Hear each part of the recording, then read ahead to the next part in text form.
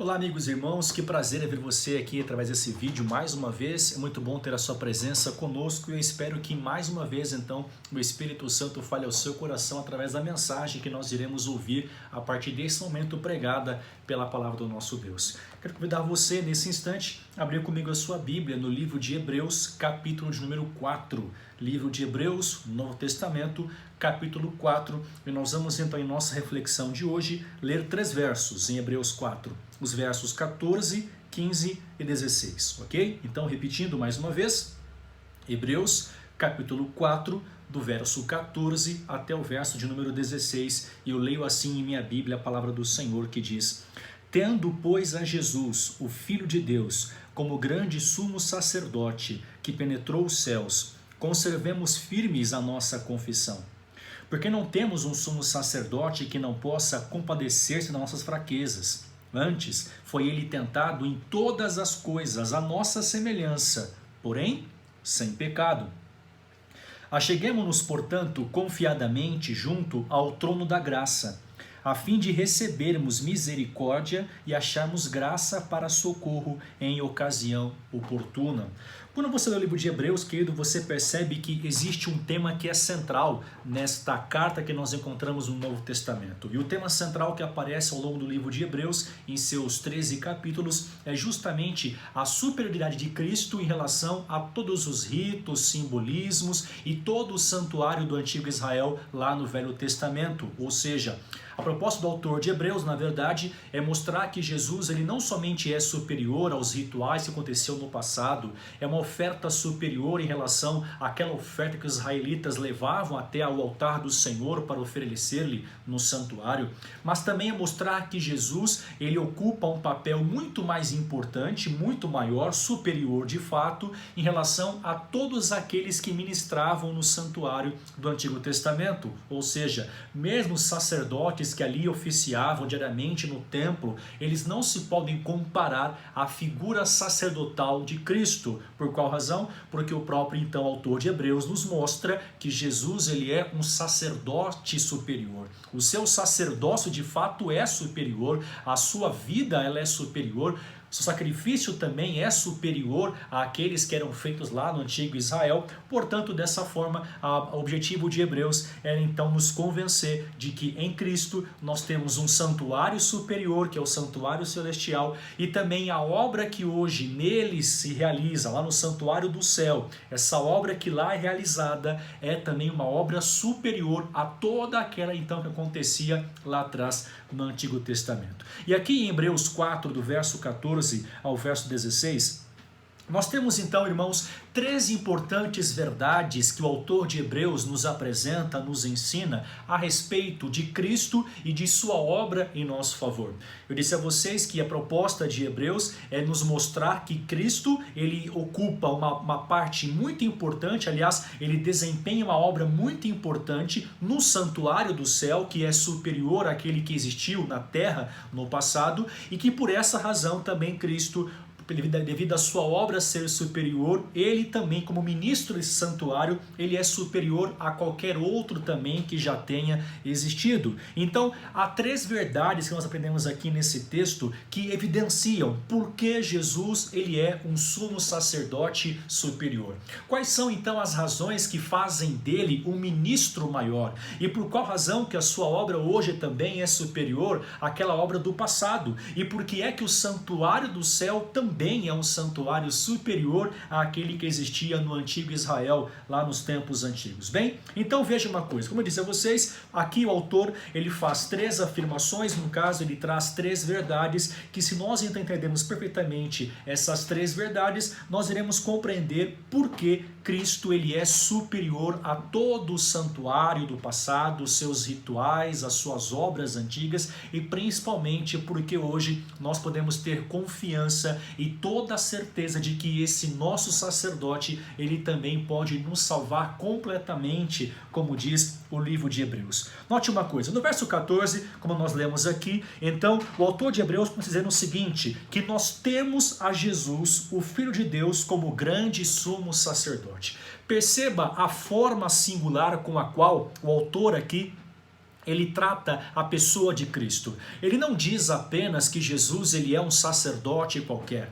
Ele não diz apenas que Jesus é um sumo sacerdote qualquer também. Muito mais do que isso. Aqui ele nos informa que, na verdade, Cristo ele é o grande sumo sacerdote. Curiosamente, a palavra sumo sacerdote em si só já é um título de honra, de grandeza no caso, de autoridade, né? Porque havia o sacerdote e havia o sumo sacerdote. E certamente que o sumo sacerdote, como o nome já sugere, ele era superior, ele estava acima, ele era o grande sacerdote, ou então ele era o maior de todos os sacerdotes que oficiavam no santuário israelita. Mas aqui o apóstolo Paulo, autor de Hebreus, ele não trata Cristo como apenas um sumo sacerdote qualquer, mas aqui ele destaca Jesus como sendo o grande sumo sacerdote. E veja, há duas razões no verso 14 pela qual o autor de Hebreus então mostra que Jesus ele é grande, ou ele é o grande sumo sacerdote. Primeira coisa, no comecinho do verso ele diz que ele é o Filho de Deus. Interessante é que nenhum outro homem do passado, nenhum outro sacerdote obteve esse título divino que o autor emprega aqui nesse texto ao referir-se a Cristo, o Filho de Deus. Lembrando que nas Escrituras o termo Filho de Deus não é apenas, não significa aquele que foi gerado por um pai, por exemplo, mas é muito mais do que isso. Na verdade, quando eu me refiro a Jesus como sendo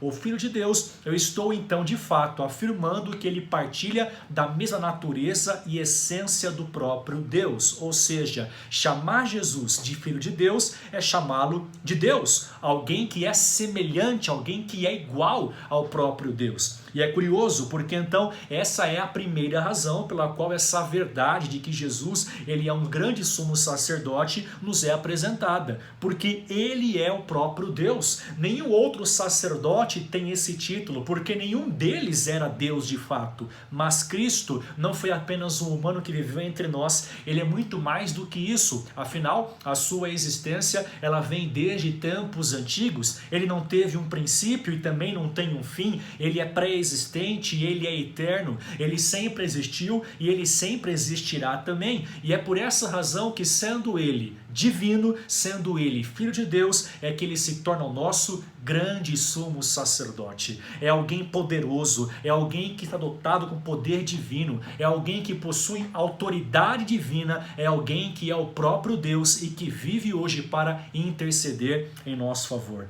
Na continuação, no mesmo verso, o verso 14, então o autor de Hebreus diz que esse Cristo, que hoje é o nosso grande sumo sacerdote, em uma ocasião ele penetrou os céus, ou seja, o santuário que ele desempenha, o seu ofício sacerdotal, é o santuário do céu. O que ele quer dizer com isso? Veja uma coisa, ele quer dizer a nós nesse momento que não somente Jesus ele é um sumo sacerdote superior, mas também o santuário em que ele realiza a sua obra é também um santuário superior, porque esse é o santuário do céu. Lembra que quando lá em Êxodo 25, verso 8, Deus ele pediu a Moisés para que construísse um santuário, a Bíblia fala que Deus orientou perfeitamente Moisés para que tivesse o cuidado de fazer tudo conforme o modelo que ele foi apresentado no monte. E em Hebreus nós vemos então mais tarde que na verdade o santuário israelita ele era apenas uma sombra, apenas uma figura, um tipo do verdadeiro santuário, de uma realidade superior que existe não na terra, mas no céu. Quer dizer, aquele santuário terrestre era apenas uma cópia do original que se encontra no céu. Se você ler, por exemplo, Hebreus 8, verso de número 1, ali o autor diz que nós temos um sumo sacerdote que hoje oficia no tabernáculo que o Senhor erigiu e não o homem. O que ele quer dizer com isso? Que então na Bíblia há dois tabernáculos, há dois santuários. Existe o terrestre e o celestial, aquele que foi erguido pelos homens e aquele que foi erguido pelo próprio Deus. Então, logicamente, esse que é celestial e que foi erigido pelo próprio Deus e não por homens, ele é superior àquele terrestre que foi erguido por mãos humanas. E é nesse santuário do céu que Jesus hoje ele realiza essa obra em nosso favor.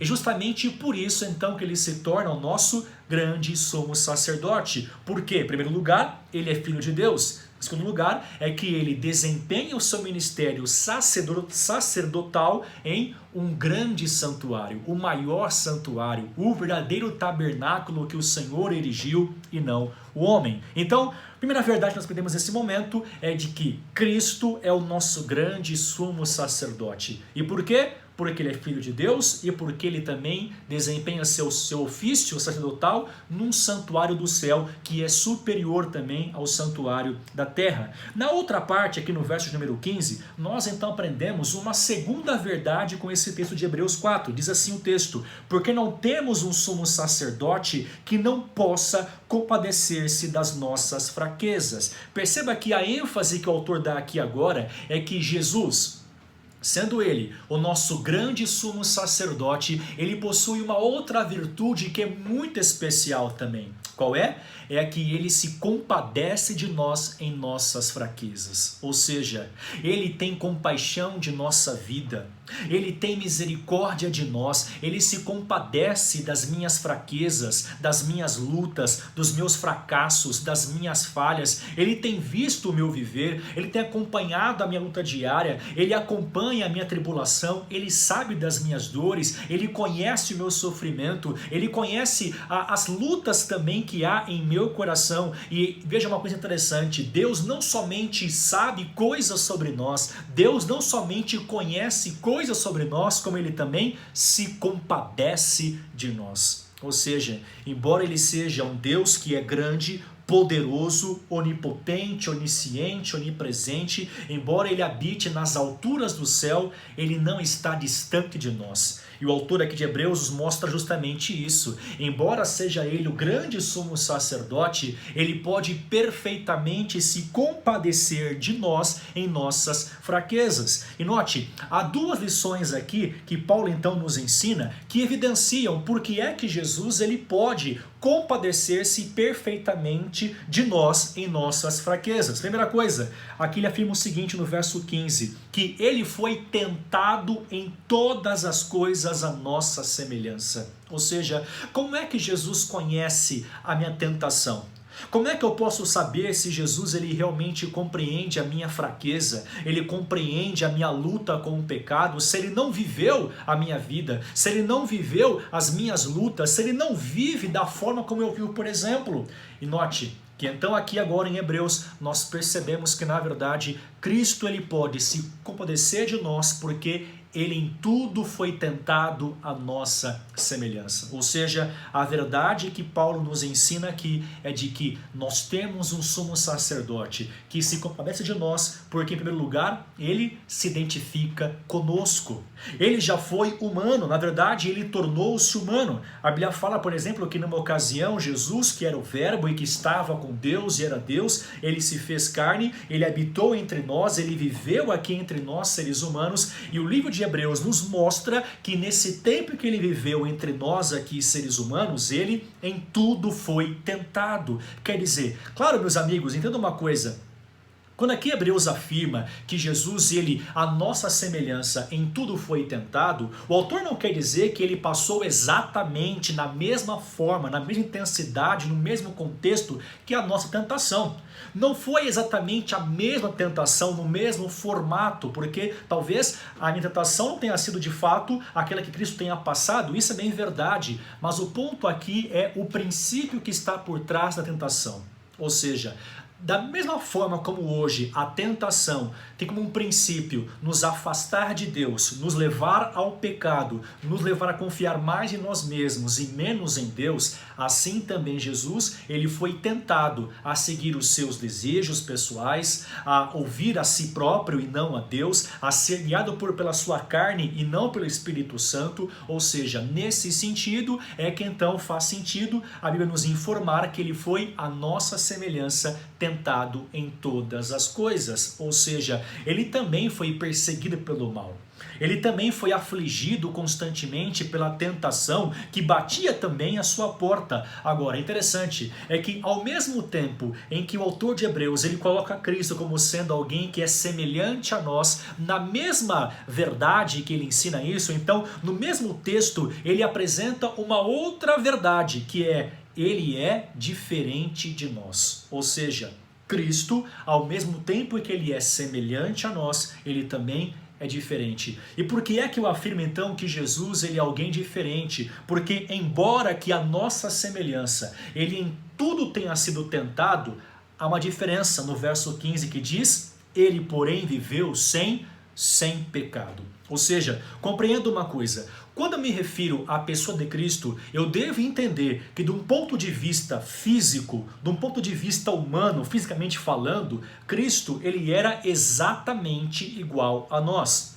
sujeito às mesmas tentações que nós também passamos e sujeito às mesmas necessidades que nós temos também. Ora, ele era 100% humano, ele sentia fome, ele sentia sede, ele sentia frio, ele sorria, ele chorava, se alegrava, se entristecia, ele passava exatamente pelas mesmas provas, as mesmas tentações e vivia as mesmas emoções e sentimentos que nós também vivemos hoje em nossa vida. Então, desse ponto de vista, ele é totalmente semelhante a nós. Agora, entenda que Cristo, embora seja como um de nós, ele nunca foi um conosco. O que quer dizer com isso? O que quer dizer com isso? É que ele era humano, mas ele não era totalmente humano a ponto de ser confundido com um homem como eu, por exemplo. Porque ao mesmo tempo em que, de um ponto de vista físico, ele era 100% humano,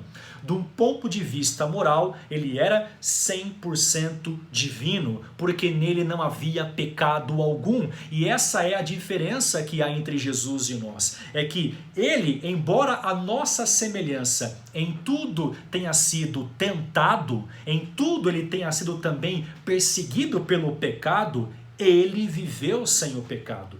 Nós, seres humanos, desde Adão, nós temos então a natureza que é por si só tendenciosamente voltada para o pecado. Como disse Davi numa ocasião, nós nascemos em iniquidade, em pecado nos concebeu a nossa mãe. Não importa o que eu faça, nada muda essa verdade, ou então essa minha realidade de pecador.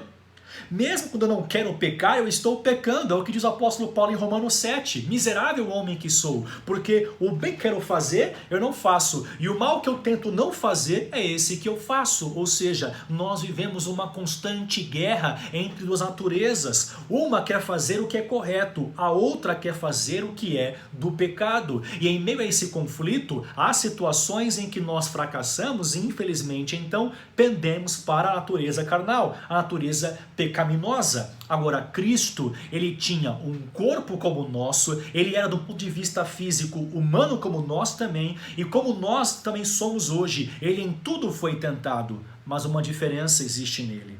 Ele, porém, viveu sem pecado. Quer dizer, ele foi 100% homem, é verdade, mas ele foi 100% Deus ao mesmo tempo. Como isso é um mistério que só no céu nós iremos entender. Mas essa é a verdade que Paulo nos ensina aqui nesse texto. Que Jesus, ao mesmo tempo em que ele é semelhante a nós, ele também é diferente. Quer dizer, ele é semelhante, mas ele não é igual. Ele esteve conosco, mas ele nunca foi um de nós, porque ele não tem a natureza pecaminosa e totalmente tendenciosa e voltada para o pecado como nós temos. A sua natureza moral, ela era perfeita, divina. Ele era Deus e homem ao mesmo tempo. Então ele era homem e Deus ao mesmo tempo. Agora, veja, porque ele se compadece de nós, sendo semelhante a nós, mas ao mesmo tempo diferente de nós, é por isso que Paulo também o chama de um grande sumo sacerdote. Porque ele é o único ser do universo que é capaz de, ao mesmo tempo, identificar-se com o homem e ainda assim ser completamente distinto e diferente do homem. Ou seja, por essa razão também é que ele diz no verso 15 que ele se compadece de nossas fraquezas. Quer dizer, Deus sabe o que é sofrer, Deus sabe o que é chorar, Jesus sabe o que é ser tentado, Jesus sabe o que é ser perseguido, Jesus sabe o que é ser criticado, o que é ser injuriado, Jesus sabe o que é passar necessidades, porque as mesmas coisas, as mesmas provas ele também enfrentou em sua vida, em seu ministério aqui nesse mundo. Todavia, meus irmãos, nós temos nele algo diferenciado, que faz dele alguém superior, alguém grande que pode nos socorrer socorrer, porque embora ele se assemelhe a nós nas tentações, ele é diferente e por isso ele pode ser o nosso Salvador. Porque ele é semelhante a nós, ele é o nosso exemplo, mas porque também ele é diferente de nós, ele é o nosso substituto e dessa forma ele pode redimir nossa vida e nos fazer cada vez mais parecidos com ele, né? A imagem e semelhança de Cristo e do nosso Deus. E é por essa razão então que no verso 16 o autor de Hebreus, ele conclui fazendo um apelo maravilhoso e poderoso e muito oportuno a nós também nesse momento. E o apelo dele é: acheguemo-nos, portanto, confiadamente junto ao trono da graça, a fim de recebermos misericórdia e acharmos graça para socorro em ocasião oportuna. Veja, porque nós temos um sumo sacerdote, aliás, porque nós temos um grande sumo sacerdote, que é o Filho de Deus, ou seja, o próprio Deus, e que hoje oficia num santuário celestial que é superior ao que havia na terra, porque nós temos um sacerdote que pode se compadecer de nós, porque ele em tudo foi tentado, mas ele viveu sem pecado.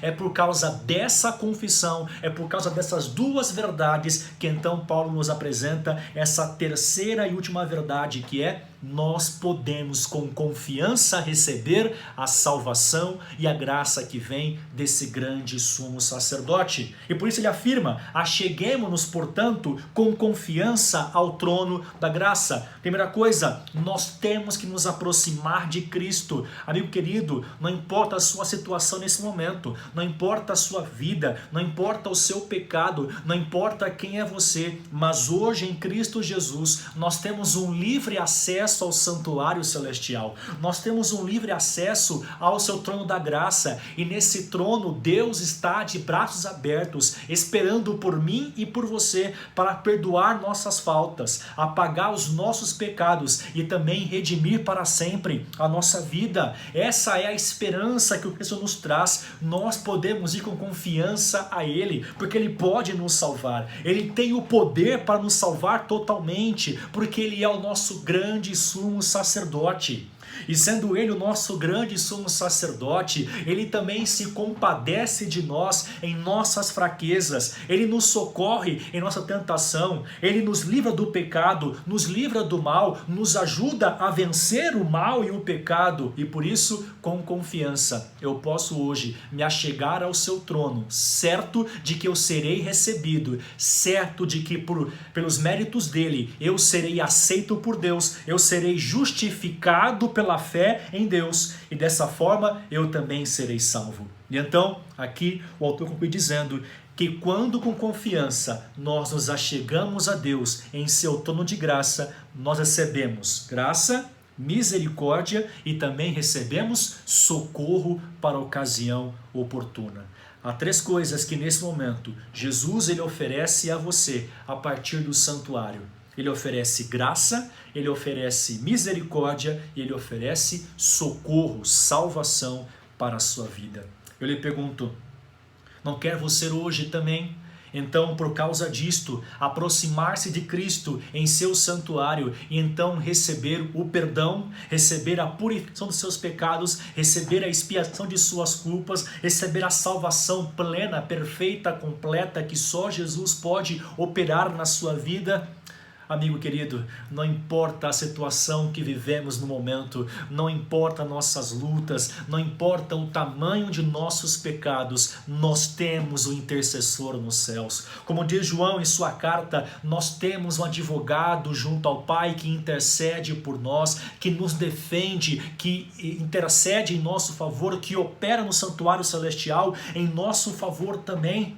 Ele é o grande sumo sacerdote, afinal, ele é o Cristo, ele é o Messias, ele é o Filho de Deus, e por essa razão também ele que se fez carne e habitou entre nós, ele conhece nossa fraqueza, ele conhece a nossa dor, ele identificou-se conosco em nossas tentações e por isso ele pode nos socorrer na hora do sofrimento, na hora da tentação, na hora da dor e dos problemas, porque ele, embora em tudo tenha sido tentado, ele viveu sem pecado. pecado. E por isso então, somos hoje, eu e você, convidados a com confiança nos aproximarmos do trono da graça e recebermos misericórdia, graça e socorro para a nossa vida.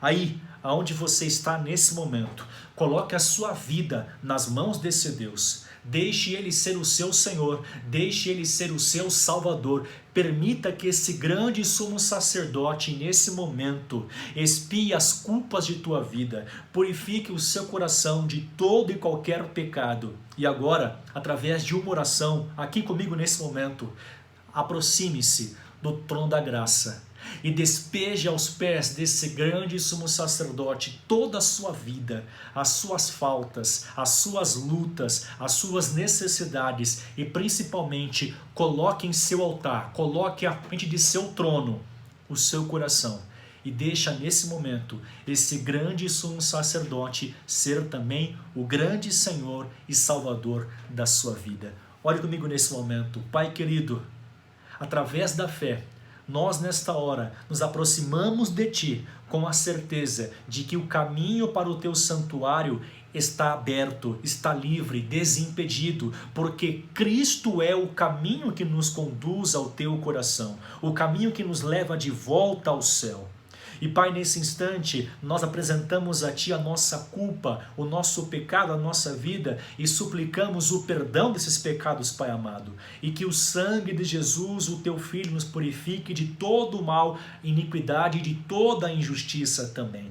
Ó Pai amado, nos auxilie em nossas lutas, em nossas fraquezas e nos ajude a cada dia sermos mais semelhantes a Cristo Jesus. Abençoe nossa vida, salva-nos para o Teu reino. Oramos em nome de Jesus Cristo, o nosso grande sumo sacerdote que vive para interceder por nós hoje no santuário do céu. Em nome dele que nós oramos. Amém. Que Deus te abençoe, um abraço e até o próximo vídeo.